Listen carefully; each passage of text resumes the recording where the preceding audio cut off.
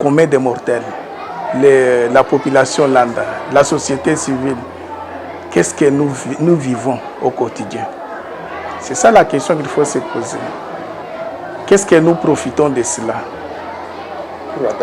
Alors, nous voulons, personnellement, je peux dire, quand je dis nous, c'est le nous de Majesté, mais mon avis est que le changement est lié.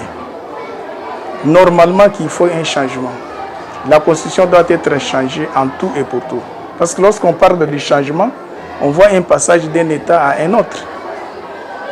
Là où nous étions, est-ce que ça a bien marché?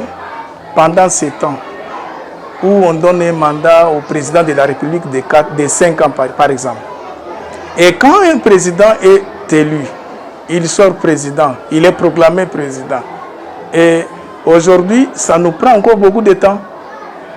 Pour que le gouvernement sorte, il faut chercher celui qui doit être un formateur. Il faut passer à contacter les partis politiques, voir ceux-là qui ont un poids très élevé par rapport aux autres. Ça peut prendre 6 mois, ça peut prendre 7 mois. Et après, vous allez compter toujours 5 ans pour que nous puissions encore revenir aux élections. Vous voyez ce que ça fait. C'est pourquoi nous disons que c'est un changement. C'est un changement, un passage d'un État à un autre. Il faut toujours changer. Moi, je ne vais pas parler de la révision. Parce que lorsqu'on parle de la révision constitutionnelle, messieurs les journalistes, c'est un projet majeur annoncé par le président. Ce projet-là peut être annoncé et ça va toucher certains points, certains articles de la Constitution, de la loi fondamentale. Et vous savez qu'un article peut être lié à un autre. Vous avez bougé, par exemple, l'article X.